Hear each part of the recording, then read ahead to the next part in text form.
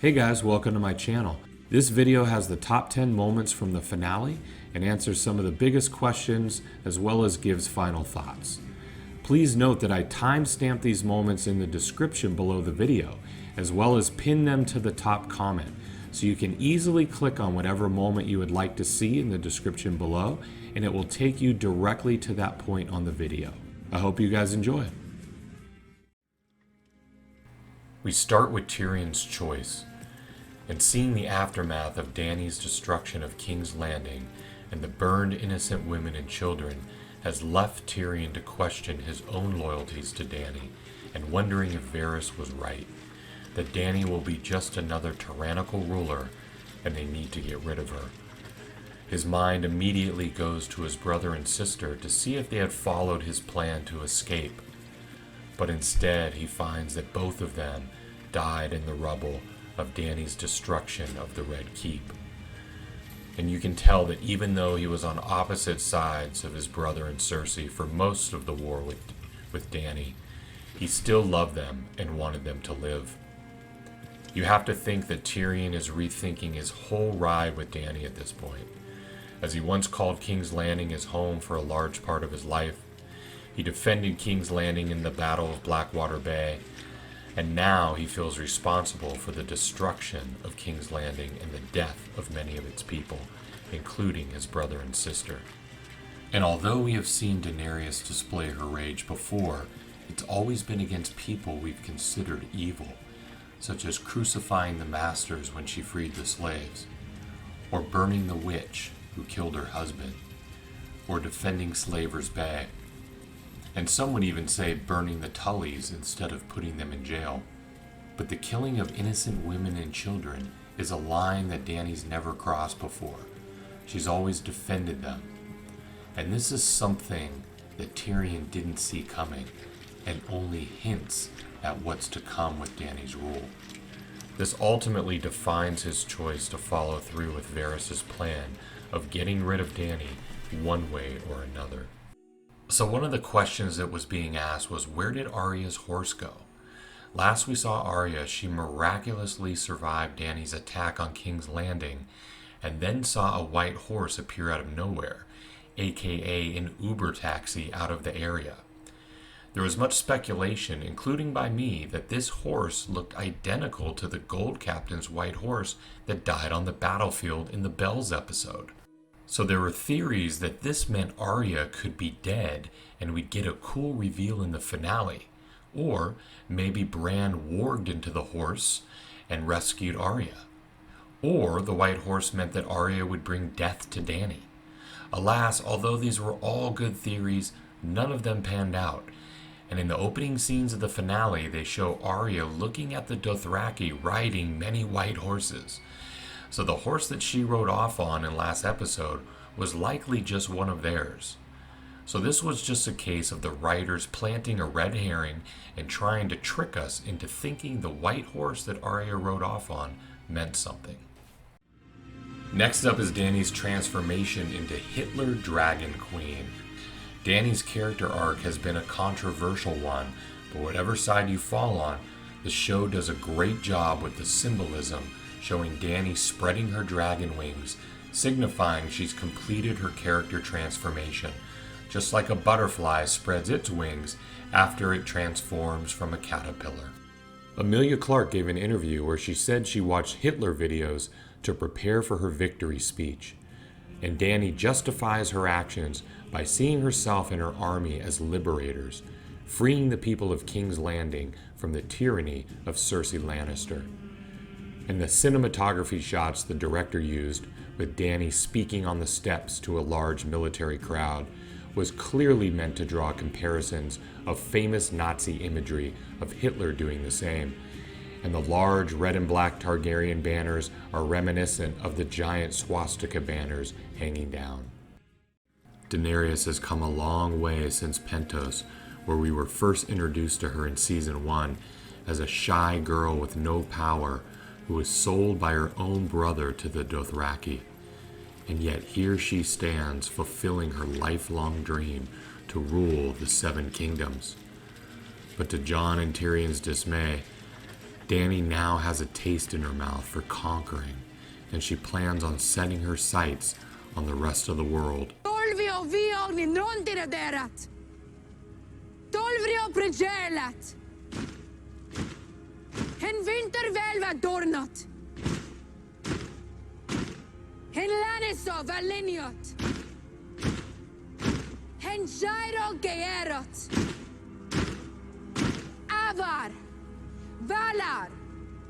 Rinjar. Tole grego votis.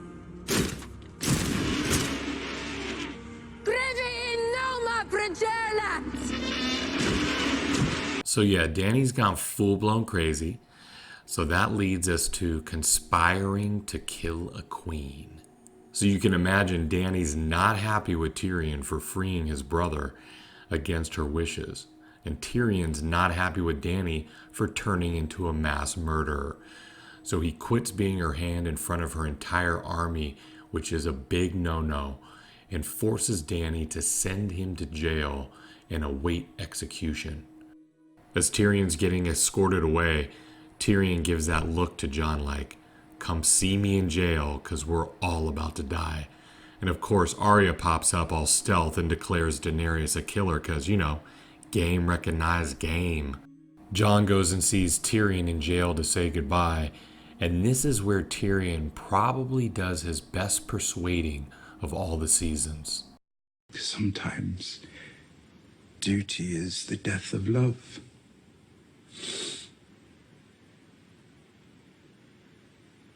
You are the shield that guards the realms of men. You've always tried to do the right thing, no matter the cost. You've tried to protect people. Who is the greatest threat to the people now? And although Jon continues to try and find excuses for not killing Daenerys, Tyrion knows that there's one thing that Jon holds closest to his heart, and that's his family. And your sisters. Do you see them bending the knee? Don't! Checkmate. Tyrion wins. Dany's dream finally realized. The Iron Throne. For 8 seasons, Daenerys has had one goal in her mind, and that was to rule the 7 kingdoms and take her rightful seat upon the Iron Throne. Truly an amazing accomplishment for Dany to even get to this point. And a dream fulfilled from way back in season 1 when Khal Drogo promised to sail across the Narrow Sea and give her the throne. But in the end, Daenerys didn't need no man. She became the dragon that Lady Olenna told her to be. She stopped listening to her advisors, and she took Drogon, burned down King's Landing, and won the Iron Throne for herself.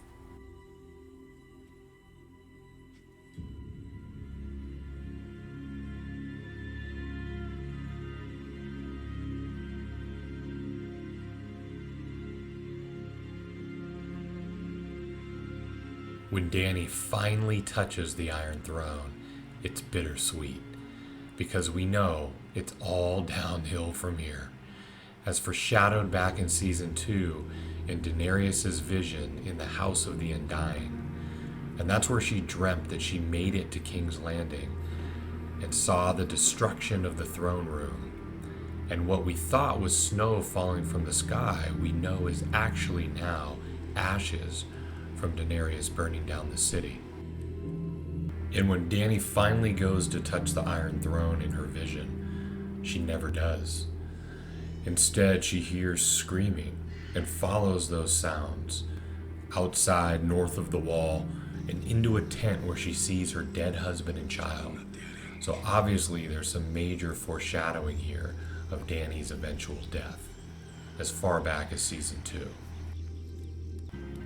But for that one moment, it's just Daenerys and the Iron Throne, and you can see how happy she is. It's something she's dreamed about for 8 seasons, and she's finally achieved it. What could possibly go wrong? The Queenslayer. Duty is the death of love. After Jon's pep talk with Tyrion, he heads to the throne room to see Dany. And there's a great scene where Drogon emerges from the snow, essentially playing the role of Dany's bodyguard. But Drogon knows Jon, he knows he's a Targaryen, and he knows Jon would never hurt Dany, so he lets him pass. Jon has come here looking for Daenerys to give him any reason not to go through with this, and you can see the internal conflict on his face. I can't. You can.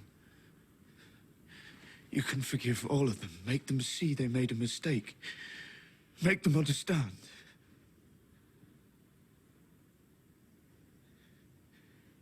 Please, Dany.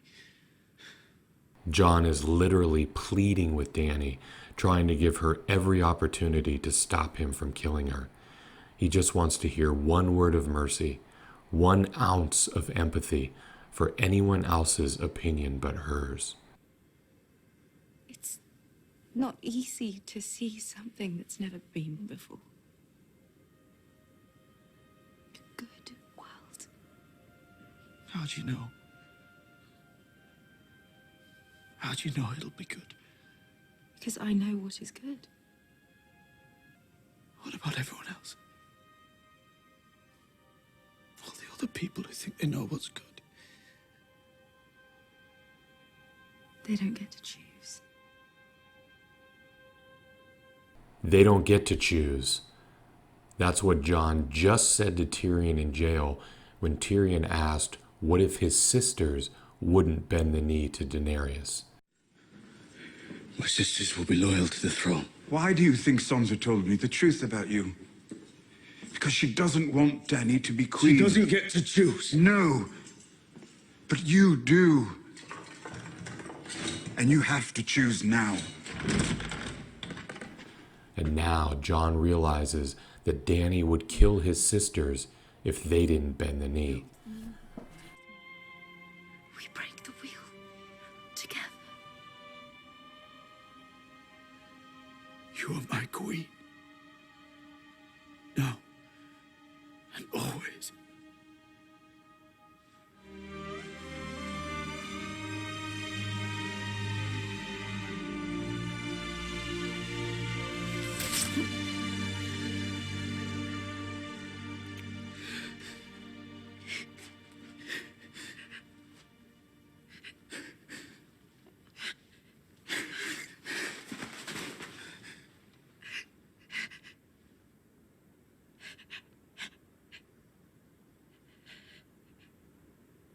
So Jon becomes the Queen Slayer and fulfills Dany's prophecy that she will be betrayed 3 times, once for blood, once for gold, and once for love.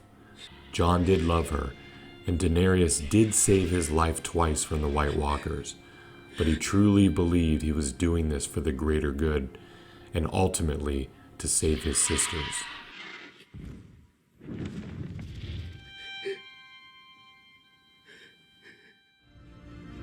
The Iron Throne destroyed, and Drogon is a boss. Jon isn't exactly one to think ahead. He usually acts in the moment on impulse and his moral compass. And one thing he doesn't account for is when you kill a Dragon Queen, you'd better be prepared for the repercussions. In this case, Drogon.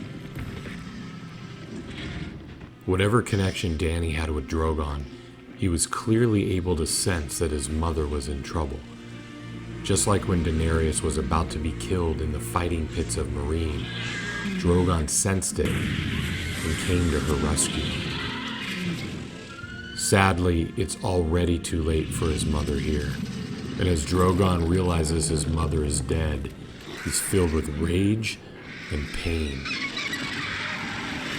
I think most of us expected Drogon was going to turn his rage on Jon and try and burn him alive. But dragons are much smarter creatures, and instead Drogon burns the very thing that consumed his mother and led to her death, the Iron Throne.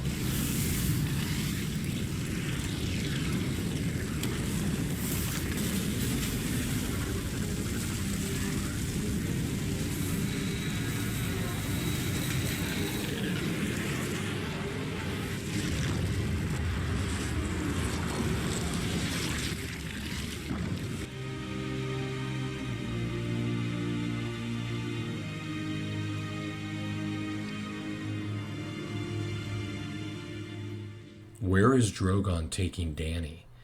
There's a lot of clues that point to him taking her to get resurrected. Let's break it down. After Drogon destroys the Iron Throne, he's had about enough of Westeros, and he picks up Daenerys and he carries her off, heading east across the sea. One of the big questions is, where is he taking her? If Daenerys is already dead, why doesn't he just leave her there and fly away himself? The answer means there may be hope for Daenerys fans yet.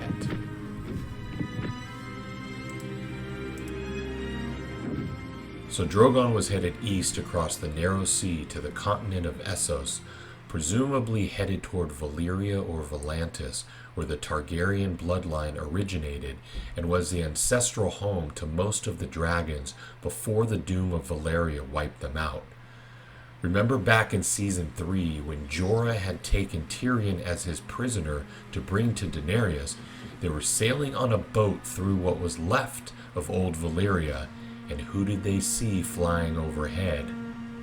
Drogon. Now right next to Valyria is the city of Volantis, where there is a big population of red priestesses who support Daenerys. If you remember back in Season 5, Varys and Tyrion were traveling through Volantis on their way to meet Daenerys when they saw a red priestess in the town square preaching about the Lord of Light. But she was also preaching about how Daenerys was their savior.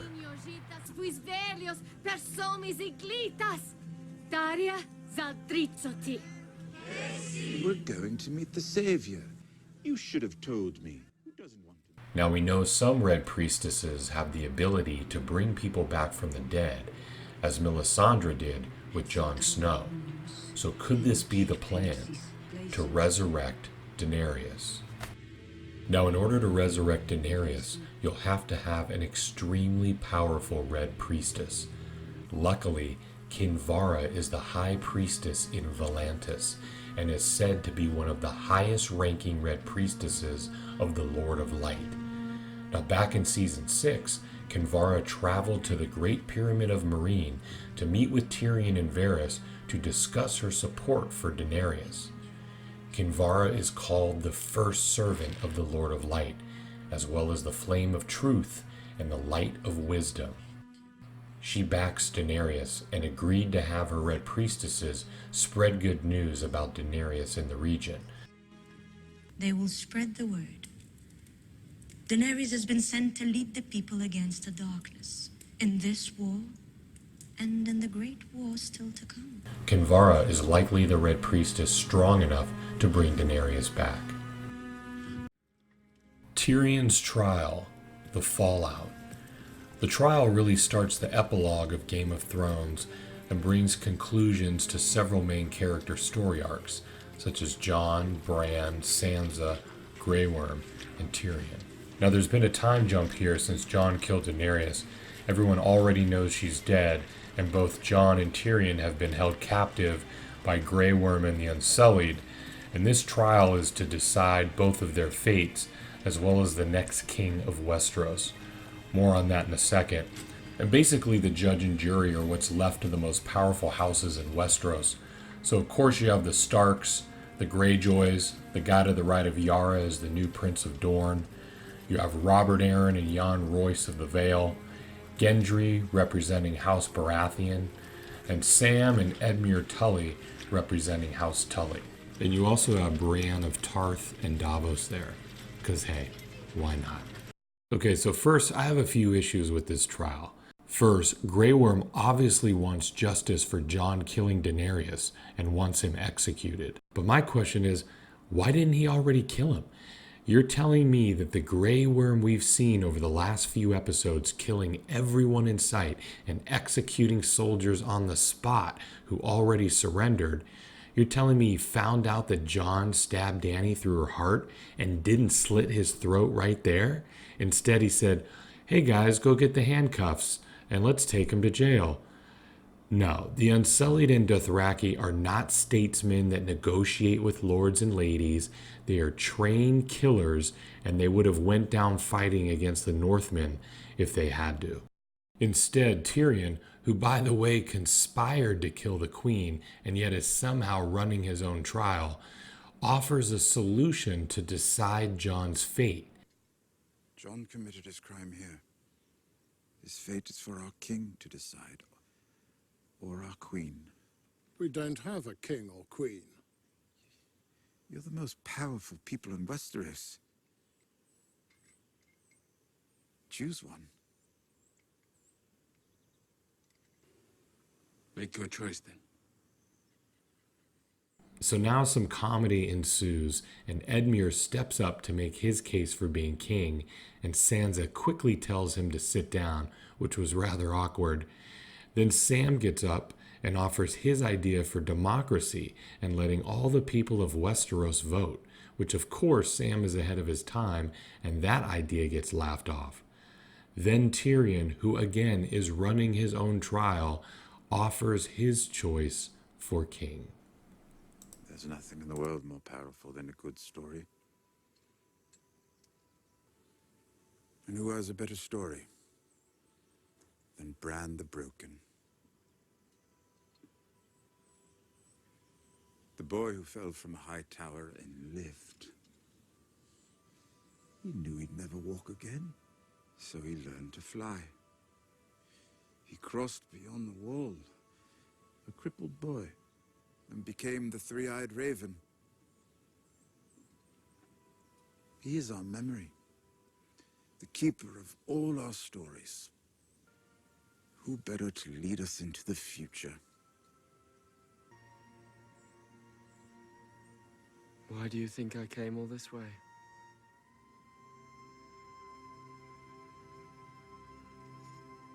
So everybody votes yes to make Bran king of Westeros. So if you pick Bran to win your friend's Game of Thrones pool, good for you. Couple thoughts on Bran as king. People were afraid of Daenerys because she was getting too powerful and had a dragon, which is essentially a weapon of mass destruction. I would make the case that Bran is even more powerful than Daenerys, and they all better hope he stays on the good side. Bran can see everyone. He can see everything. The past, the future. He knows what people are thinking. He said he just traveled all this way because he knew he'd be king. This means he could conspire to take down anyone he wants to at any time because he's all-knowing. He also has the power to warg into animals. And we all know that at the end of the episode, he said he would look for Drogon. Well, what if he's able to warg into Drogon and control him? So Bran seems nice and all, but I'd argue he has the potential to be more dangerous than Daenerys and the Night King combined. So back to the trial. Now comes the part that confused everybody. Time for Bran to name his Hand of the King. Lord Tyrion, you will be my hand. Wait, what? Wait a minute. For the last 3 seasons, Tyrion has literally proved to be the worst hand in the history of hands. Literally every decision he made for Daenerys was wrong, aside from the last one. And clearly Bran has had to have seen this. Even Tyrion can't believe it. No, Your Grace, I don't want it. And I don't want to be king. I don't deserve it. I thought I was wise, but I wasn't. I thought I knew what was right, but I didn't. No, you didn't know what was right. Listen, I love Tyrion, and I never understood why they made him out to be a bad hand for Dany, because he's a pretty smart guy, other than to make it easy for her character to want to execute him when she turns evil, and so that way the audience will hate her for it and feel sympathy for him. Anyway, I digress. One more important part of the trial was Sansa declaring to everyone that the North was going to be its own independent kingdom. The North will remain an independent kingdom, as it was for thousands of years.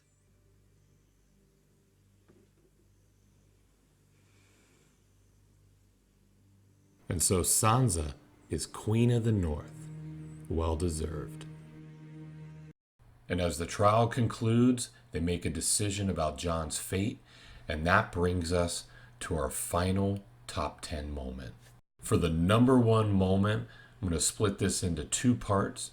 First is Jon going north, and second is the Starks' happy ending. Giving you to the Unsullied would start a war. Letting you walk free would start a war.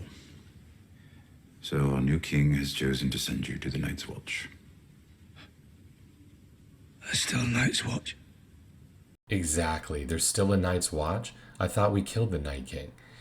So Jon's punishment for killing the Mad Queen, who by the way burned thousands of innocent women and children, is a lifetime of servitude at the Night's Watch, where he's stripped of all titles and can't father any children.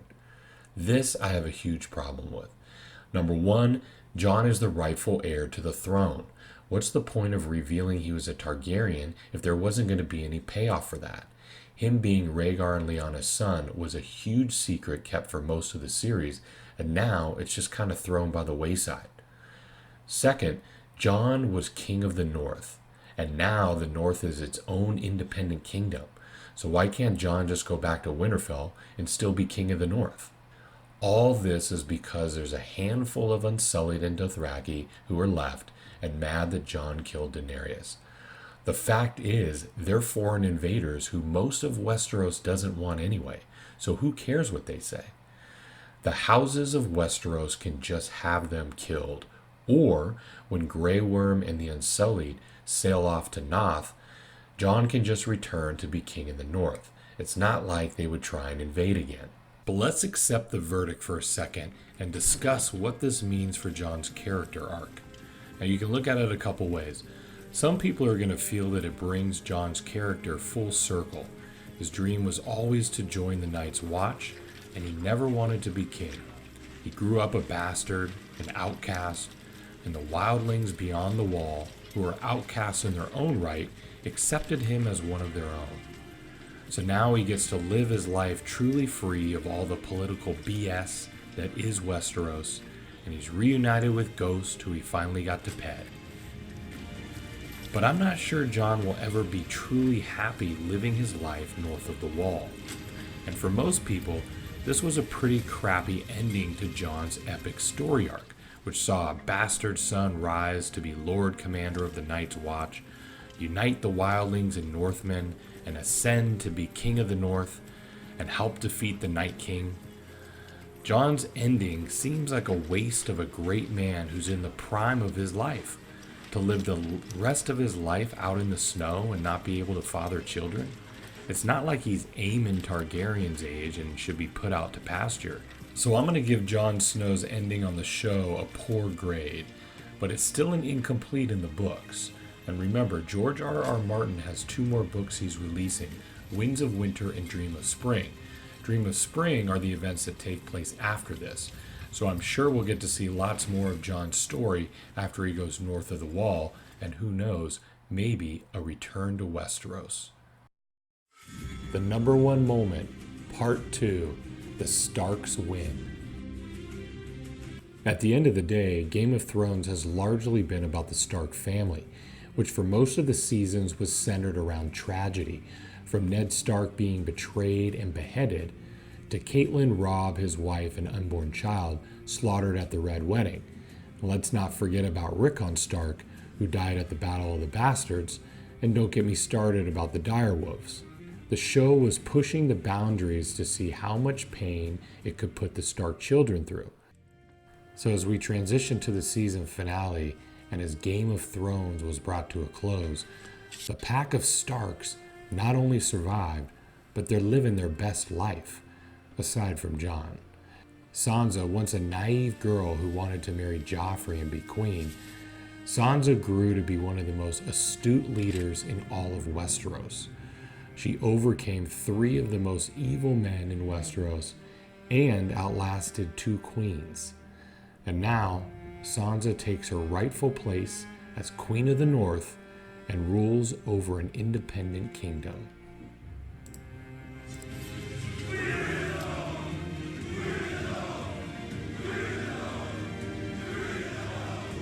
What's west of Westeros?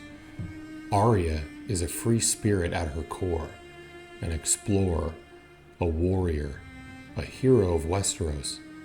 She's a trailblazer who has always wanted to make her own path. And she knew from a young age that being the lady of a house wasn't for her. She saw her own father murdered. She learned how to pretend to be other people to survive. She made allies with enemies. She became faceless. She trained and became the best assassin in the history of Westeros. Arya is George R.R. Martin's wife's favorite character, and I have to say, she's been mine as well. I would totally watch a spin-off series with Arya, and I can't wait until the books to see what adventures lie ahead for her west of Westeros. Some say curiosity can get you killed. In Bran's case, it started him off on a path to be king. The things I do for love. Bran's ascension to king seemed unlikely back in season 1, but like his siblings, he overcame his own difficult journey to get where he is. He overcame an attempted assassination with the Cat's Paw dagger, which started the War of the Five Kings. Even though he was a cripple, Bran went north of the Wall to become the Three-Eyed Raven. And Bran's ability to see the past led to the revelation that Jon Snow was a Targaryen. And his ability to warg into animals allowed him to track the Night King's movements. And of course, we'll always remember his connection with Hodor. I already covered my thoughts on Bran as king in Tyrion's trial, which is the number 3 moment in this video, so check that out if you haven't yet. But Bran's epilogue scenes see him shape his own small council, with Tyrion as the hand, Bronn as Master of Coin, which is ridiculous, Sam as Archmaester, and Brienne as head of the Kingsguard, both of those make sense, as well as Davos, who is the Master of Ships. And while the small council will squabble over the day-to-day details, Bran has already indicated what his top priority is. And Drogon? Any word? He was last spotted flying east to Farther away, the better. Perhaps I can find him. Do carry on with the rest. So Bran will likely warg into birds to find where Drogon went. He's likely going to keep a close eye on him to make sure he doesn't come back to King's Landing to retaliate for Daenerys' death. I just released a video that talks about Drogon taking Dany to Volantis to possibly get resurrected by the Red Priestess Kinvara, so check that out to learn more. In any event, let's hope Tyrion and his merry band of misfits serve Bran better than they can salute him upon leaving. Long may he reign. Long may he reign. Long may he reign. Long may he reign. Long may he reign. That will improve. I'm sure it will. I think that's a very presumptuous statement. I once brought a jackass and a honeycomb into a brothel.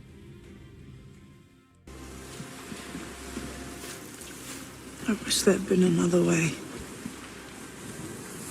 Can you forgive me?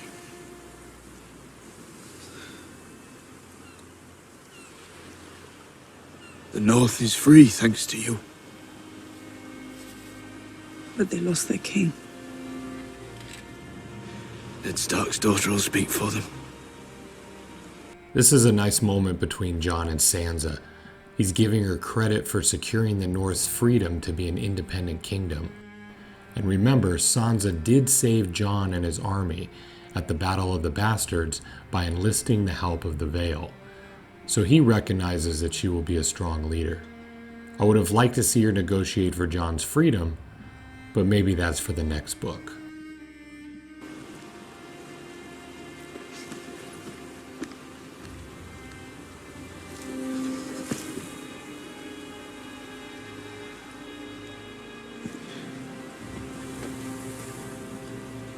You can come see me, you know, at Castle Black. They can't. You think anyone will dare tell you women aren't allowed?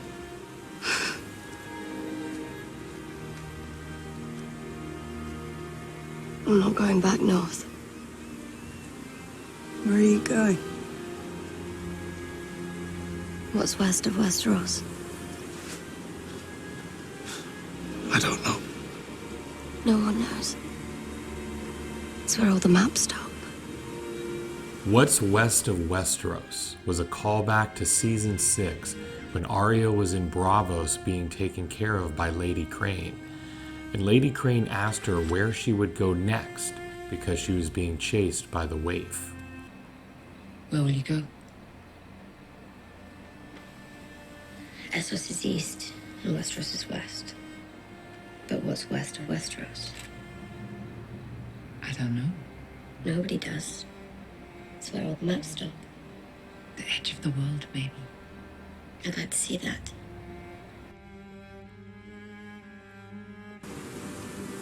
That's where I'm going.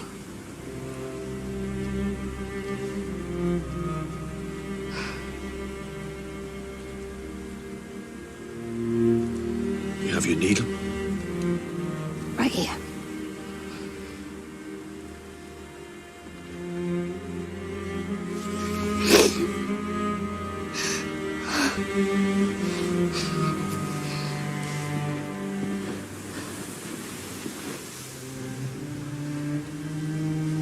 You're great.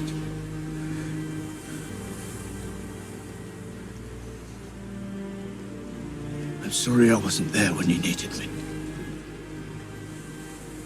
You were exactly where you were supposed to be.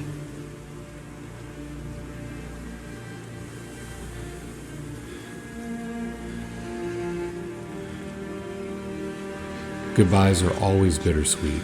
The Starks grew up together, and although they fought when they were younger and when they were older, they all grew to trust one another and support one another, and that's what ultimately kept them all alive in the end. The pack survived, but they're all going their separate ways. Arya to set sail for new adventures west of Westeros. Sansa to rule the north, and Bran the Broken to rule the remaining 6 kingdoms of Westeros.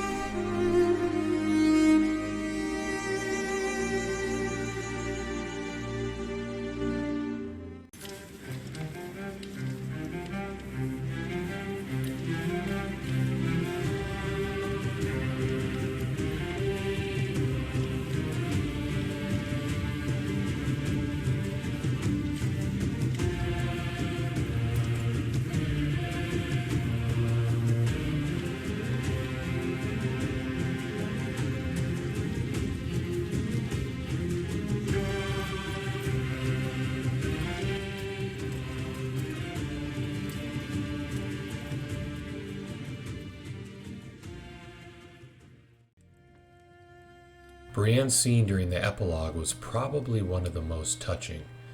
Brienne and Jaime had a complicated relationship for sure, one of mutual admiration and respect, and a level of love. And despite Jaime going back to Cersei at the end, Brienne honored Jaime's accomplishments by completing his story in the Book of Brothers, which honors the great men of the Kingsguard. Jaime is now no longer just the Kingslayer. He was a protector of Westeros and loyal to his queen.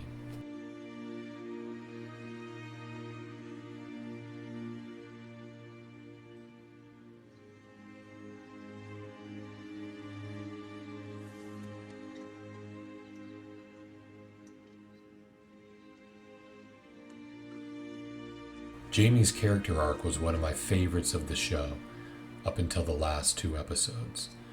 It was one of redemption and honor. Rarely is someone purely bad or purely good. They are gray and layered.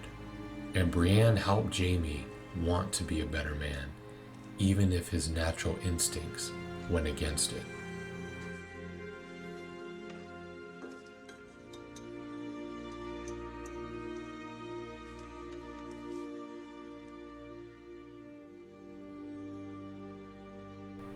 In the end, Jaime died protecting the woman he came into the world with. But that doesn't mean the love he had for Brienne wasn't real or special. It was. And Brienne ultimately understood that.